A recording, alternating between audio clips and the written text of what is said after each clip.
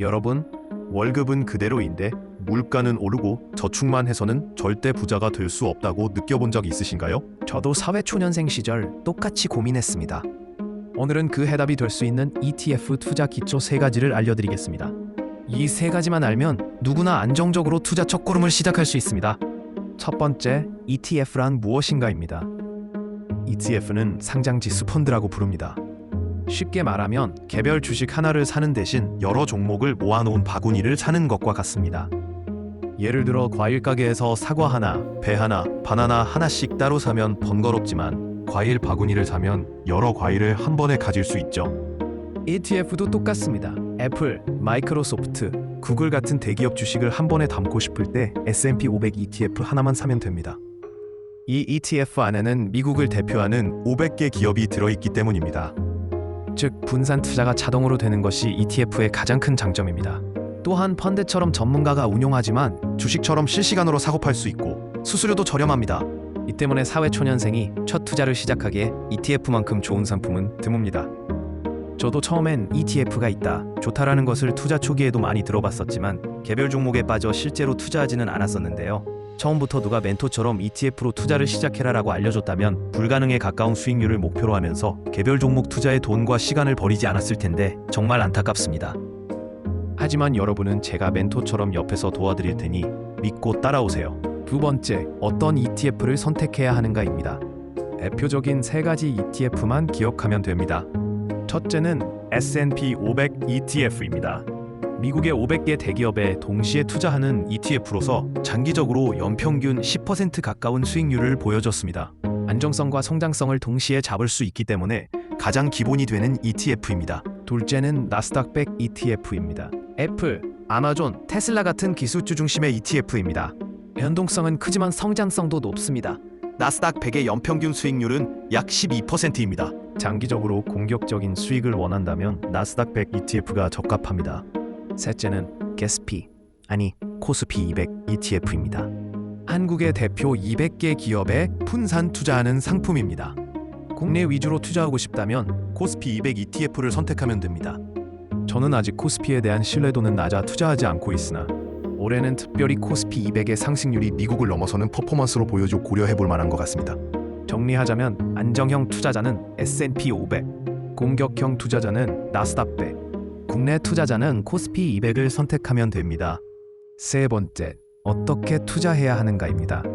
ETF 투자를 시작하는 방법은 의외로 간단합니다. 증권사 MTS 앱을 열고 계좌를 개설한 뒤 ETF를 검색해서 매수하면 됩니다. 여기서 중요한 점은 어떤 계좌를 선택하느냐입니다.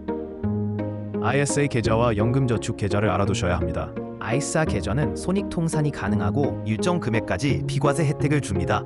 손익통산이란 매매하여 발생하는 실현손익에 대하여 손실 본 것과 이익을 본 것을 합쳐서 실제로 내가 이익을 본 금액에 대해서만 세금이 발생한다는 것입니다. 또한 연간 납입 최대 금액은 2천만 원으로 사회초년생에겐 사실상 한도가 무제한인 급이고 중도 인출도 언제든 가능하기 때문에 사회초년생이 사용하기에 유연합니다. 사실상 일반 계좌의 업그레이드 버전으로 봐도 무방하다고 보여집니다. 일반 계좌에서 투자 중인 분은 ISA 계좌를 개설하여 그곳에서 투자하는 걸 추천드리고, 나는 돈이 많아 연 2천만 원을 다 넣고도 돈이 남는다 하면 일반 계좌에서 운영을 고려해 볼 만합니다. 연금저축계좌는 세액공제 혜택이 있고 장기적으로 은퇴 준비까지 할 수 있습니다. 직장인에게 연 100점 130만 원 정도의 세액공제로 연말에 돌려받을 수 있기 때문에 직장인 필수 계좌입니다. 다만 중도인 출시 받은 세액공제만큼의 돈을 다시 뱉어내면서 출금을 해야 하기 때문에 중도인 출이 어렵습니다. 두 계좌 모두 ETF 투자가 가능하니 자신의 상황에 맞게 선택하면 됩니다. 단 1순위는 무조건 연금저축계좌, 2순위는 ISA 계좌, 이 두 개를 다 하고도 돈이 남는다. 즉 연간 3,800만 원을 넣고도 돈이 남는다면 일반 계좌에 투자를 하면 되는데 보통은 이렇게까지 넣을 돈이 없죠.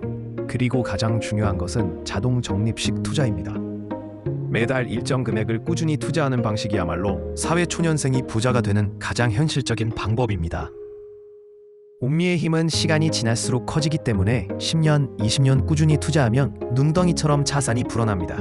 지금 바로 네이버 적금 계산기에 들어가서 월 50만 원씩 이율 10%로 10년, 20년, 30년 적립식 투자를 했을 때 얼마가 되는지 눈으로 확인해 보세요.